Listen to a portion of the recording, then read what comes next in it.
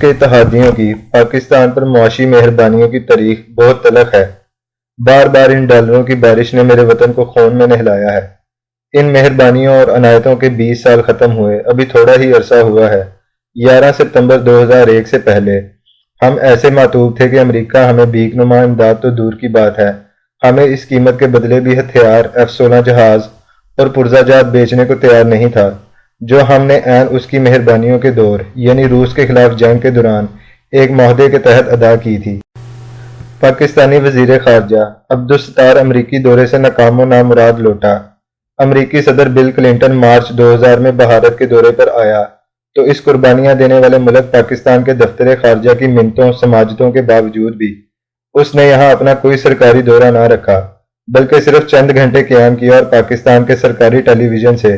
پاکستانیوں سے خطاب کرتے ہوئے انہیں نصیحتیں کی اور چلا گیا۔ مگر 2016 میں پاکستان کے سابق وزیر اعظم شوکت عزیز نے ہندوستان ٹائمز کو انٹرویو دیتے ہوئے اس راز سے پردہ اٹھایا کہ بل کلنٹن کے دورے کا اصل مقصد نواز شریف کو موت کی سزا سے بچانا تھا۔ کلنٹن کے دورے کے فوراً بعد اپریل کے مہینے میں عدالت نے ہائی جیکنگ کیس میں نواز شریف کو موت کی بجائے عمر قید کی سزا سنائی اور اس کے خلاف حکومت اپیل میں چلی گئی۔ اپیل کی سنوائیوں تک نوبت ہی نہ آئی اور بل کلنٹن کی مہربانیوں اور اس کے سعودی اور قطری کرم فرماؤں کی بدولت ایک رات نواز شریف عازم سعودی عربیہ ہو گئے اور پرویز مشرف اپنی تقریر میں خجالت سے دانت پیستا رہ گیا۔ یہ الگ بات ہے کہ اس خدمت کے بدلے پاکستان کو کچھ عرصے کے لیے سعودی عرب سے ادھار تیل کی سہولت تو میسر آ گئی، مگر ہماری معاشی مشکلات جوں کی توں رہیں۔ پاکستان نے اپنی روس کے خلاف جنگ میں خدمات یاد کرواتے ہوئے ایک بار پھر مدد کی درخواست کے لیے ستمبر 2001 کے آغاز میں ہی ISI کے سربراہ جنرل محمود کو امریکہ بھیجا، لیکن انہیں بھی ناکام و نامراد رخصت کر دیا گیا تھا۔ مگر اگلے ہی دن 11 ستمبر 2001 کو نیو یارک کے ورلڈ ٹریڈ سینٹر کا واقعہ ہو گیا اور ہم پر مہربانیوں اور عنایتوں کی بارشیں شروع ہو گئیں۔ اس عنایت خسروانہ سے پہلے ہم پر 10 سال بہت سخت بیتے تھے۔ وہ امریکی صدر جو کبھی 80 کی دہائی میں ہر 6 ماہ بعد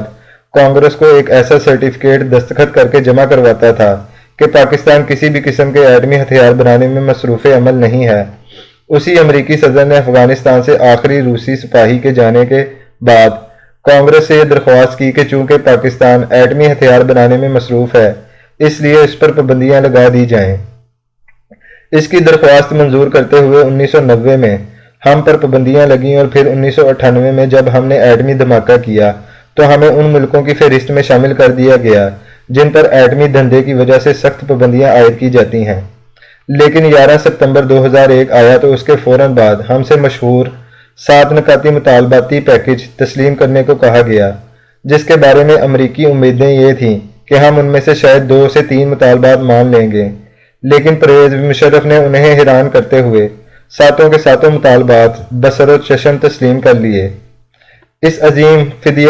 فدویانہ سرنڈر کے فوراً بعد ہی ہم پر سے وہ تمام پابندیاں ایک دم اٹھا لی گئیں جو ایٹمی دھماکے کرنے کی وجہ سے لگی تھیں۔ حالانکہ ہم بھی وہی تھے اور ہمارا ایٹم بم بھی ویسے ہی تھا، لیکن اب ہماری سرزمین کی ضرورت تھی اور ہمارے جوانانے کار بھی چاہیے تھے، تو ہم پر نوازشات شروع ہو گئیں۔ چند ماہ کے اندر ہی امریکہ نے پاکستان پر ڈالروں کی بارش شروع کر دی۔ 2 سال یعنی 2002 سے اور 2003 میں ہمیں $1.5 ارب دیے گئے، جبکہ جون 2003 میں جارج بش نے $3 ارب کے ایک 5 سالہ پیکج کا اعلان کر دیا۔ اسی ماہ یعنی 24 جون 2003 کو پرویز مشرف کو امریکی صدر نے اپنی کیمپ ڈیوڈ والی رہائش گاہ پر بلا کر دنیا بھر کے صحافیوں کے سامنے اس کا ہاتھ پکڑ کر "A friend of United States" امریکہ کا ایک دوست کہا۔ مشرف کے اس دورے کے دوران 2 عدد معاہدوں پر بھی دستخط ہوئے جس کے تحت ہمیں کاروباری سہولیات دی گئیں۔ صرف $5 کروڑ کی سالانہ امداد کے بدلے ہم نے پاکستان کی سرزمین کو بارود کی بو اور خون کے دھبوں سے 20 سال آلودہ کیے رکھا۔ دہشت گردی کے خلاف جنگ کے یہ 20 سال پاکستانی تاریخ کے بدترین سال تھے۔ ہم نے اپنا امن، سکون، اطمینان اور خوشحالی سب کچھ امریکی خواہشات کی بھینٹ چڑھا دیا۔ 70,000 شہریوں اور 7,000 کے قریب سیکیورٹی ممبران کی قربانی کے باوجود امریکی بے وفائی کا عالم یہ تھا کہ اس کی سرپرستی میں افغانستان کی سرزمین سے ہم پر بلوچستان اور خیبر پختونخوا کے قبائلی علاقوں میں باقاعدہ بھارتی سفارت خانوں کی مدد سے مسلسل دہشت گردی ہوتی رہی۔ اس جنگ کے آخر میں ہمارے ہاتھ کیا آیا؟ ایک زخم خوردہ پاکستان اور مغربی سرحدوں پر آباد اپنے مسلمان پڑوسی کی بد اعتمادی، جو ہمیں اپنی 20 سالہ جنگ میں دشمنوں کا ساتھی سمجھتا رہا۔ افغانستان میں طالبان کے برسر اقتدار آنے کے بعد دونوں ملکوں میں جیسی ہم آہنگی کی فضا پیدا ہونا شروع ہوئی تھی، اس کے بعد عالمی سیاست کا ایک ادبی سا طالب علم بھی یہ اندازہ کر سکتا تھا کہ اس معمولی سی دوستی کو بھی امریکہ پسند نہیں کرے گا۔ اگست 2021 سے ہم سے ایک بار پھر 2001 والے مطالبات شروع کر دیے گئے۔ امریکہ چاہتا تھا کہ ہم اسے افغانستان پر گہری نظر رکھنے کے لیے زمینی اور فضائی سہولیات فراہم کریں، جبکہ دوسرا مطالبہ وہی تھا کہ ہم چین کی طرف دیکھنے کی بجائے بھارت سے اپنے تعلقات کو بہتر بنائیں۔ یہی مطالبات ہم سے 2001 میں بھی کیے گئے تھے، اور ہم نے امریکہ کو ان دونوں معاملات میں جب یقین دلا دیا تو پھر ہمارے لیے امریکی امداد کی راہ ہموار ہو گئیں۔ امریکی کانگریس کو 4 اپریل 2003 کو جو رپورٹ پیش کی گئی، اس کے الفاظ یوں تھے: The United States received a June 2002 pledge from Islamabad that all cross-border terrorism will be ended, and it encourages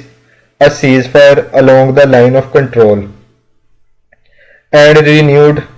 dialogue between Islamabad and New Delhi۔ امریکہ کو جون 2002 میں اسلام آباد کی طرف سے یہ عہد نامہ وصول ہوا کہ وہ اپنے بارڈر کے پار ہر قسم کی دہشت گردی کو ختم کر دے گا اور Bharat Pakistan line of control per cease fire کی حوصلہ افزائی کرے گا، اور اس کے ساتھ ہی وہ اسلام آباد اور نئی دہلی کے درمیان مذاکرات کا آغاز بھی کرے گا۔ اس اقرار نامے کے بعد ہی پاکستان کی مدد کا آغاز کیا گیا۔ آج بھی کچھ نہیں بدلا، مطالبات بھی وہی ہیں اور ہمیں ہدایات بھی ویسی ہی مل رہی ہیں۔ ان ہدایات پر عمل درآمد تو عمران خان کی حکومت بدلنے سے 1 سال پہلے ہی اس وقت شروع ہو گیا تھا، جب جنرل باجوہ نے ملک بھر کے صحافیوں کو بلا کر ان کے سامنے یہ عرض داشت پیش کی تھی کہ ہمارے ٹینک بوسیدہ اور معاشی حالات خراب ہیں اور ہم بھارت سے جنگ نہیں لڑ سکتے، اس لیے آپ لوگ رائے عامہ ہموار کریں۔